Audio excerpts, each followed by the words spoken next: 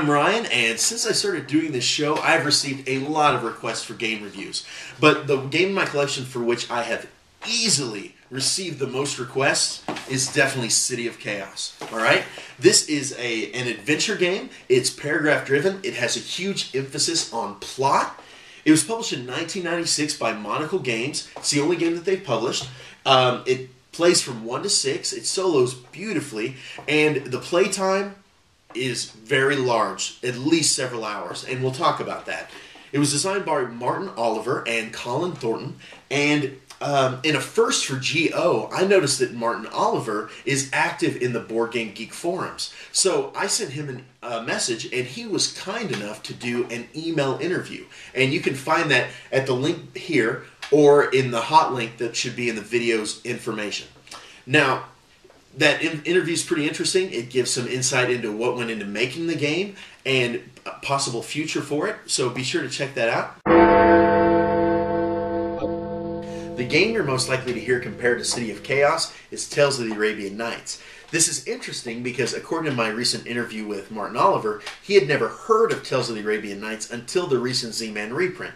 So it didn't have anything to do with the creation of City of Chaos, but it's going to be worth looking at because so many more gamers are going to be familiar with or have played Tales of the Arabian Nights. Now, both games are paragraph-driven adventure games with a huge emphasis on immersion and atmosphere, and they're both much more replayable than you might think. Now, as for some differences, in Tales of the Arabian Nights, you have a fixed map. City of Chaos, you have a modular map with tiles.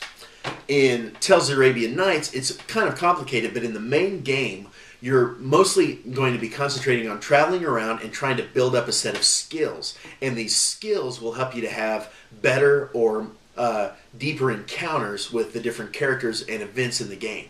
Now, in City of Chaos, it's all about the right items and the right information. Now, some of the items just boost your attack or defense, but many items are like the inventory from a 90s adventure video game like Space Quest or King's Quest. By having the right item in the right place, you're able to further the plot of the game. And to know how to get the right item in the right place, you're going to collect information in the form of clue cards and in form of hints that are given to you by characters or just encounters in the game.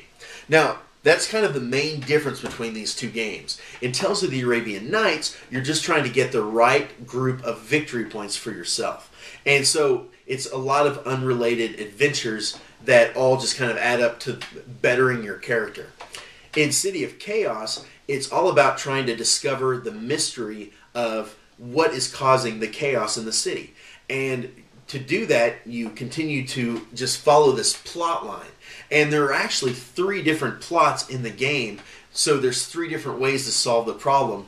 And that really, to me, is what makes City of Chaos so interesting, is living out this story. Here we have the box. I love how the cover is influenced by 90s comic books. As you can see, here's the box from Talisman 4th edition, just to give you an idea of the box size with City of Chaos. There is so much game in here, it barely fits in the box.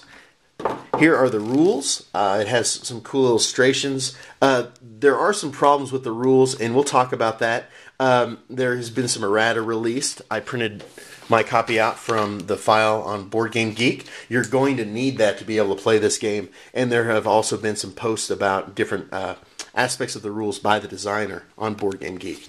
Here are the combat tables that explain about the different characters you're going to come in contact with. You can see some of the errata right there. As I said, this is a paragraph-driven adventure game, and so you're going to spend a lot of time with the paragraphs found in the Tome of Chaos. There are some illustrations, and the writing in this is very, very good. It really has a cool atmosphere, and it brings a lot to the game. The board is modular, which is always interesting for me in an adventure game. I think it gives it a lot of replayability, makes things pretty interesting. Most of the things, as you have seen, are these empty rooms. As you explore the board, you'll take a location card. Let's find a location card. You'll take these location cards and you will put them on these plastic stands, and they'll designate what these different rooms are. Here's an empty street. There are also special locations. Here's the starting tile, the city gate. Here is a wishing well. It has special actions that you'll take there. And there are also these special locations that use special location cards that are larger than the regular cards. And you'll place them on these. And these are very important locations in the game. Now, the game has a lot of cards. Not Arkham Horror, a lot of cards, but close. As you'll take a look, these are the action cards. You'll be picking these up a lot during the game, so there are quite a few. Each one has some text that will explain what you do on the card. Many of them will also reference the book. Sometimes these cards are enemies that you'll fight. Sometimes they are special locations or obstacles that'll block your path through the game. So, but they have a lot of flavor text. They're very well done. Like I said, these are the locations. As you explore the board, you'll come into contact with inns and bars and all kinds of different buildings. There are guilds, which we'll talk about in a minute. There are pawn shops and hospitals. Everything you're going to need to make your way through the adventure. As I said, there are guilds that you can join. You start out without many innate abilities, but these guilds are cool. They have different abilities. You can only join certain ones. Some of them won't let you join others. For instance, the pyrotechnic. You're not allowed to be a pyrotechnic if you are a magi, mesmerist, or pneumatologist. And they have different abilities that will help you through the game. Another cool thing is you can actually level up as a member of these different guilds, which will increase your power in the game.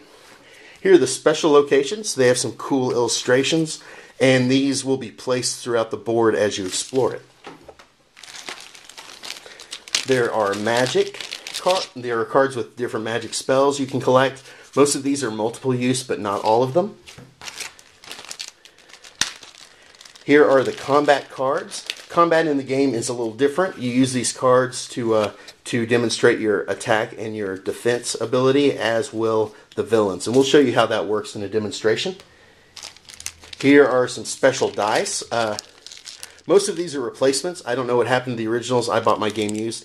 This it only needs one of these D8s. So it has a regular D8, a D6, and then it has a special D6, which has these different symbols on it that tell you what happens to you as you play the game.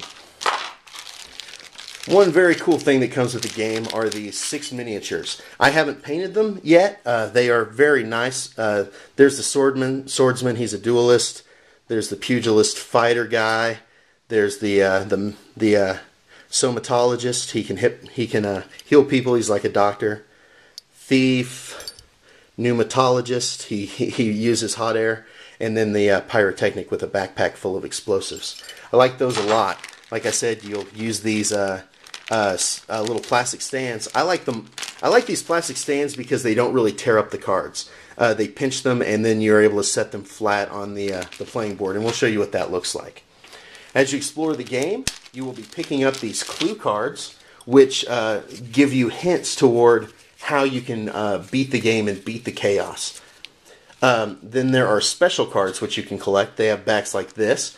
The clue cards have backs like that. These special cards are items that you collect from little adventures you take, little side plots, and they almost all of them are very useful in the final battles that you'll make. Item cards will explain the different items you collect as you go. They usually give you a bonus or an ability that you need to complete it. Here are the components that I was the most disappointed in, just the flimsiness of. Now there are these skull tokens. As you can see, they're pretty thin little cardboard, but they hold up well.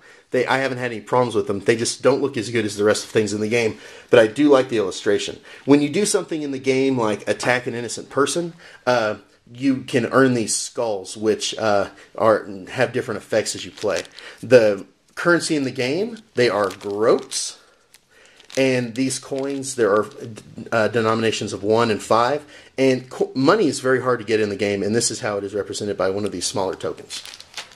You will also need a character sheet. The game didn't come with any that I know of, but you can print them off, and there's a file for them on Board Game Geek, so you don't have to mess with trying to copy from your book. Here is one from a completed game that I did recently. As you can see, you can record just your hit points, which clue cards you have. You can give your character a name.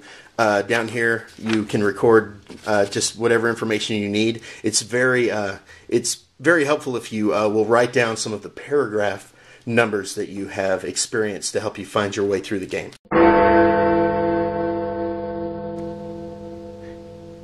To give the game a little bit smaller footprint, I went ahead and tried to build one of these foam core card stands like I've seen on Board Game Geek.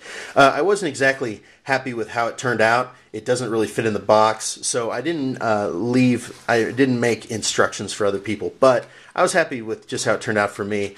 Down here you can pull these and the guild cards and the special locations slide out, so that makes it a little less space it has to take up. Like I said, I was a little unhappy with how the component quality of these little paper tokens.